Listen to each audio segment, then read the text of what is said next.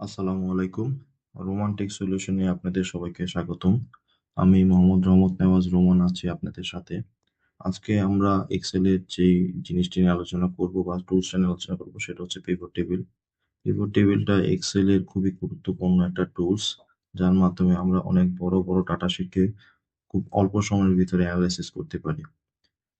For example, আমার সামনে একটা টেবিল ওপেন করা আছে, যার মাধ্যমে বিভিন্ন বায়ারের অর্ডার কোয়ান্টিটি বা বিভিন্ন স্টাইল এবং এর টোটাল ইনফরমেশন গুলো দেওয়া আছে। এখানে প্রায় আপনারা দেখতে পাচ্ছেন 80 পর্যন্ত, অর্থাৎ 30টা কলাম এখানে আছে এবং রো আছে প্রায় 2824টা।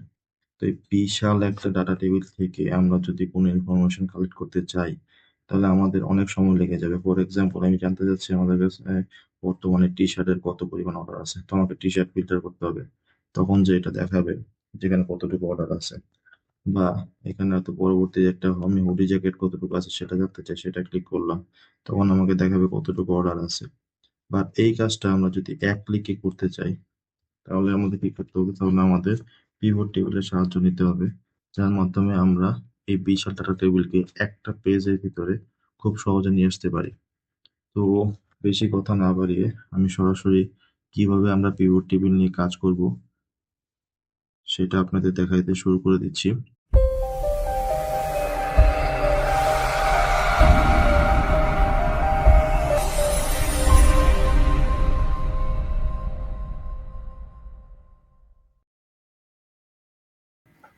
তো প্রথমে যদি পিভট টেবিল আমরা করতে চাই, সেক্ষেত্রে কি করতে হবে? আমাদের ইনসার্টে যেতে হবে।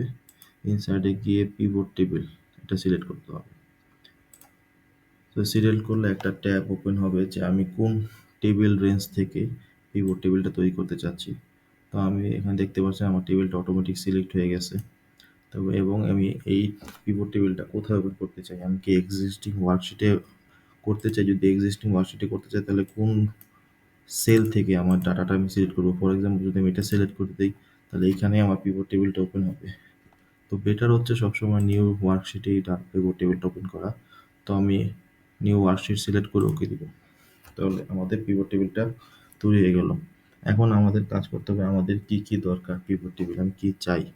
ফর এক্সাম্পল, আমি চাচ্ছি বায়ারের নেম। তো বায়ারের নেমটা কি হবে? আমি রোতে নিয়ে আসবো। তাহলে আমাকে বায়ার ওয়াইজ যতগুলো বায়ার আছে সেটা ফিল্টার করে ইউনিক বায়ারের নেমগুলো এখানে শো করবে।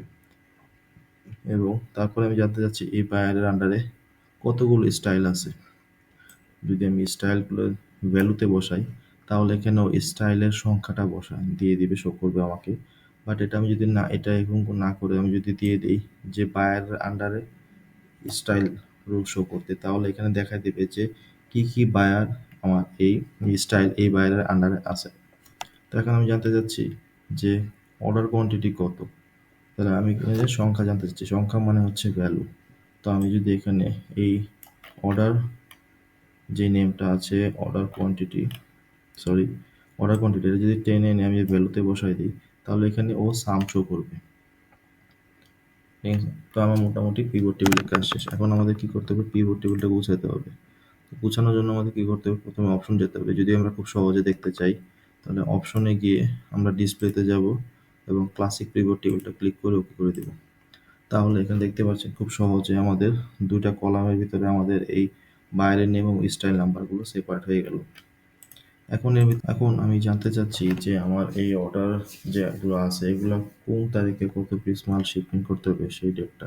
তো সেই ডেটটা যদি আমি ম্যানুয়ালি করতে যাই, অনেক ডিফিকাল্ট হয়ে যায়। বাট এখানে আমি খুব সহজে ডেলিভারি ডেটটা টেনে যদি রোতে বসাই দিই, তো এখানে ডেলিভারি ডেট অনেকগুলো চলে আসবে। এখানে হচ্ছে আপনার বিভিন্ন ওরা ইয়ার ওয়াইজ ভাগ করে দেখাচ্ছে। তো এগুলো যদি না চাই, আমি ইয়ার, কোয়ার্টার, মান্থ এগুলো সব ডিলিট করে দিয়ে শুধু ডেটটা রাখবো। তাহলে শুধু দেখেন এখানে ডেটটা চলে আসছে যে এই স্টাইলের আমার 2 ডেটের শিপমেন্ট আছে এবং 2 ডেটের কোয়ান্টিটি হচ্ছে এই পরিমাণ। এখন আরও যদি ডিটেলস ইনফরমেশন জানতে চাই, আমি আইটেম চাই যে এই তারিখে কি কি আইটেমের কত পিস আমাকে শিপমেন্ট করতে হবে, তাহলে আইটেমটা শো করে আমি যদি ডেলিভারি ডেটের পাশে বসাই দিই, তাহলে খুব সুন্দরভাবে দেখতে পারতেছেন এত তারিখে আমার আইটেমটা চলে আসবে। বা এখন যদি আমি ডেলিভারি ডেট না চাই, শুধু আইটেম ওয়াইজ চাই যে আমার আইটেম ওয়াইজ কতটুকু শিপমেন্ট দরকার, তাহলে আমি ডেলিভারি ডেটটা যদি সরাই দিই, শুধু টি শার্টে আমার বর্তমানে কতটুকু অর্ডার আমাদের কাছে আছে সেটা শো করবে। এখন এখানে দেখতে পারতেছেন ওখানে আমাদের অনেকগুলো প্রতিটা স্টাইলের জন্য এখানেও সাব টোটাল শো করছে। এখন যদি সাব টোটাল যদি না চাই তাহলে এটা কি করব? মানে এখানে ডিজাইনের একটা ঘর আছে, ডিজাইনের ঘরে যে সাবটাইটেল ক্লিক করে যদি ডু নট শো সাবটাইটেল দিয়ে দিই তাহলে সাবটাইটেলটা চলে যাবে। এখানে শুধু আমার স্টাইল ওয়াইজ শুধু অর্ডার কোয়ান্টিটি দেখাবে এবং সবার নিচে গ্র্যান্ড টোটাল চলে আসবে অটোমেটিক টেবিলের একদম নিচে। দেখতে পাচ্ছেন আপনারা এই যে এখানে গ্র্যান্ড টোটাল চলে আসছে। আর যদি না চাই, আমি যদি এখন সাব টোটাল চাই প্রতিটা স্টাইল ওয়াইজ, তাহলে এখানে আমরা দেখবেন প্রতিটা স্টাইলেরও সাব টোটাল শো করবে, show all sub total button of group, তাহলে প্রতিটা গ্রুপের শেষে সাব টোটাল চলে আসবে। এখানে কিছু কাজ আছে, যেমন এখানে আপনি যদি এই মাইনাসটা ক্লিক করেন ওইটা হাইড করে ফেলবে, এই ঘরটুকু ওই সাব টোটাল বা ডিটেলসটুকু যেগুলো আছে সেগুলো শো করবে না। আমরা যদি এই বাটনটা না চাই তাহলে কি করবো, তাহলে পিভট টুল অ্যানালাইসিসে যাবো, এখানে দেখেন প্লাস মাইনাস বাটন লেখা একটা অপশন আছে, এটা যদি আমরা অফ করে দিই তাহলে এই বাটনগুলো চলে যাবে। এটা খুবই সহজ পিভট টেবিল কাজ করা। এখন ধরেন আমি আরও কিছু কাজ করতেছি পিভট টেবিলে, আমার আরও ডিটেলিং অনেক কাজ থাকতে পারে, বা যে আমি যেই ডাটা শিটটা নিয়ে কাজ করতেছি সেই ডাটা শিটটা আমার আরও বড় হতে পারে, আমার রেঞ্জটা আরও বাড়ানো লাগতে পারে। তো রেঞ্জ বাড়াতে হলে কী করতে হবে, আমি এই যে চেঞ্জ ডাটা সোর্স যেটা আছে সেটাতে ক্লিক করব। এটাতে ক্লিক করার পর এখানে দেখেন ডাটা সেট, এখানে আমি ফিক্স করে দেওয়া আছে আমি 2824 নাম্বার রো পর্যন্ত আমার ডাটা নিতে পারবো। এটাতে আমি ডিলিট করে দিই, এখানে 5000 দিয়ে দিই, তাহলে 5000 নাম্বার রো পর্যন্ত আমার টেবিলটা সিলেক্ট হয়ে গেল, এবং 5000 নাম্বার রো পর্যন্ত যদি আমি ডাটা ইনপুট করি এই পিভট টেবিলে আমাদের ডাটা শো করবে। কিন্তু আমি যদি নতুন কোনো ডাটা এন্ট্রি দেই সেটা এখানে কীভাবে আপডেট হবে? ফর এক্সাম্পল, যেমন ধরেন এই স্টাইলটা আমার এখানে আছে, আমি এটা সিলেক্ট করি আপনাদের এটা দেখানোর সুবিধার জন্য।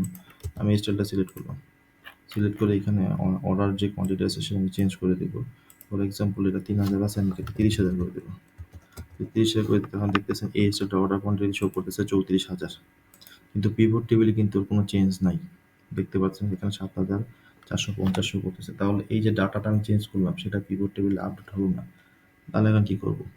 তো সেই ক্ষেত্রে করতে হবে আমাদের পিভট টেবিলের যে অপশনটা আছে সেখানে রিফ্রেশ একটা বাটন আছে, আপনি যদি তখন এটা ক্লিক করবেন তখন দেখবেন অটোমেটিক ডাটা চেঞ্জ হয়ে যাবে। তার মানে হচ্ছে পিভট টেবিল আপনি যে সোর্স যে টেবিলটা আছে সেটা যদি কোনো আপনি ইনফরমেশন আপডেট করেন তাহলে আপডেটটা করার সাথে সাথে আপনাদের এই রিফ্রেশ বাটনটা ক্লিক করতে হবে, তখন আপনি পিভট টেবিলে আপডেট ইনফরমেশনটা পেয়ে যাবেন। এছাড়াও পিভট টেবিল আপনার ডিজাইনের জন্য যদি যান, এখানে বিভিন্ন রকমের ডিজাইন আছে টেবিলের, আপনি যেটা সিলেক্ট করবেন ও সেই ধরনের ডিজাইনই আপনাকে শো করবে। ফর এক্সাম্পল দেখতে পাচ্ছেন কালার চেঞ্জ হচ্ছে, এখানে এখানে আরও ডিজাইন আছে, আপনি যেই রকমের ডিজাইন চান টেবিলের জাস্ট এটা সিলেক্ট করে দিলে ডিজাইনটা সেরকমভাবে চলে আসবে। এরপরে হচ্ছে ধরেন আমি এই টেবিলটা দিয়ে আমরা কোনো স্লাইডার অ্যাড করতে চাই। স্লাইডারটা কি? স্লাইডারটা হচ্ছে আমি সহজে একটা ক্লিকের মাধ্যমে আমরা টোটাল সামারিটা পেয়ে যেতে চাই। ফর এক্সাম্পল আমি একটা ইনসার্ট স্লাইডার দিয়ে দিচ্ছি, এখানে এই স্লাইডার থেকে আমি বায়ারের নেম দিয়ে দিলাম, বায়ার নেম দিয়ে ওকে দিই, তাহলে দেখবেন একটা স্লাইডার চলে আসছে। তো এখানে স্লাইডারটা আসলে আমি তখন শুধু যদি কনসেপ্টটা ক্লিক করি, শুধু কনসেপ্টের স্টাইলগুলো এখানে আমার পিভট টেবিলে শো করবে, আদার বাইরগুলো চলে যাবে। যদি টেইলর টম সিলেক্ট করি তাহলে টেইলর টমের যতগুলো স্টাইল আছে শুধু এখানে সেটাই শো করবে। এর স্লাইডারটা ইউজ করার সুবিধা কি, যেমন আপনি যদি কোনো বায়ার চান তখন আপনি এখানে এই ফিল্টার অপশন ক্লিক করে আপনি বায়ার সিলেক্ট করা লাগতো, বাট এই অপশনটা স্লাইডারের জন্য ইউজ করা লাগবে না। তখন আপনি যেই বায়ারটা দরকার শুধু সেই বায়ারটা ক্লিক করলে আপনি ওই বায়ারের সামাইটা এখানে শো করবেন। দেখতে পাচ্ছেন আপনার সামাইটা চেঞ্জ হয়ে যাচ্ছে, ট্যাং বায়ার, ট্রায়াঙ্গেল বায়ার সবগুলো স্টাইল চেঞ্জ হয়েছে, শুধু ওই বায়ারটাই শো করতেছে, এটা স্লাইডারের কারণে। ডিলিট করে দিচ্ছি এখন স্লাইডারটা আমি ডিলিট করে দিলাম। এখন আমি আবার এই পিভট টেবিলের আমি একটা চার্ট তৈরি করতে চাই। চার্ট তৈরি করতে যাই তাহলে এখানে দেখেন পিভট চার্ট নামে একটা অপশন আছে, আমি এটা ক্লিক করব। ক্লিক করে আমি যখন দিব কী ধরনের চার্ট চাই সেটা যদি পাই চার্ট চান তাহলে পাই চার্ট দেখাবে, যদি কলাম যে চান কলাম হয়। ফর এক্সাম্পল আমি একটা পাই চার্ট চাই, তো pie chart automatically pie chart আমাদের পিভট টেবিল ক্রিয়েট করে দিবে। তো আপনি এখানে বাইরের নাম অটোমেটিক সব কিছু চলে আসতেছে, আপনি দেখতে পারতেছেন এখানে বাইরের নাম শো হচ্ছে। আপনি যদি এখানে শুধু বাইরের নামটা সিলেক্ট করে দিয়ে শুধু বায়ারটা দেখেন ওকে দেন, তাহলে শুধু ওই বাইরের ইনফরমেশনটাই আপনি এখানে শো করবে। স্টাইলের নামগুলো যেমন দেওয়া আছে আইটেম, এখন যদি আপনি আইটেম চান আইটেমও সিলেক্ট করতে পারেন। শুধু এই বাইরের বেসিক টি শার্টটা আপনার চান, বেসিক টি শার্ট লেখা করে দিলেন। শুধু বেসিক টি শার্টের স্টাইল ওয়াইজ কোয়ান্টিটি শো করবে, যেমন এই স্টাইলটার 34,000 কোয়ান্টিটি তো পাইচারে দেখতে পারতেছেন এখানে স্টাইল নাম্বার এবং আপনার ভ্যালু কতটুকু, কত পার্সেন্ট, এটা সব কিছু এই চার্টের মাধ্যমে আপনারা দেখতে পাচ্ছেন। তো এই হচ্ছে মেনলি পিভট টেবিল। তো আমরা যদি বড় কোনো ডাটা নিয়ে কাজ করতে চাই, তাহলে পিভট টেবিল ছাড়া এই ডাটা অ্যানালাইসিসের বেস্ট কোনো টুলস বর্তমানে এক্সেলে নাই। আরও থাকতে পারে হয়তো, সেটা অনেক অ্যাডভান্স লেভেলে, বাট আমরা যারা এন্ট্রি লেভেলে আছি, যারা এক্সেল নিয়ে এতটা অ্যাডভান্স কাজ করা লাগে না, তাদের জন্য পিভট টেবিল থেকে বেটার কোনো অ্যানালাইসিস টুলস নাই।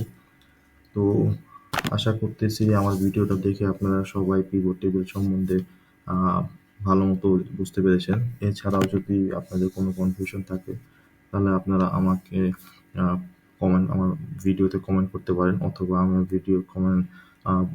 ভিডিও ডেসক্রিপশনে আমি আমার মেল অ্যাড্রেস দিয়ে দেবো, সেখানে আপনারা আমাকে মেল করতে পারেন। তাহলে আমি আপনাদের কোনো কনফিউশন থাকলে সেটা ক্লিয়ার করে দেওয়ার চেষ্টা করব। তো আজকের মতো এই পর্যন্তই। সবাই ভালো থাকবেন এবং আমার এই চ্যানেলটিকে সাবস্ক্রাইব করে রাখবেন, যাতে পরবর্তীতে আর কোনো ভিডিও দিলে আপনারা সাথে সাথে জানতে পারেন এবং সেগুলো চেক করে আপনাদের এক্সেল সম্বন্ধে জ্ঞানটা বৃদ্ধি করতে পারেন। আসসালামু আলাইকুম, সবাই ভালো থাকবেন।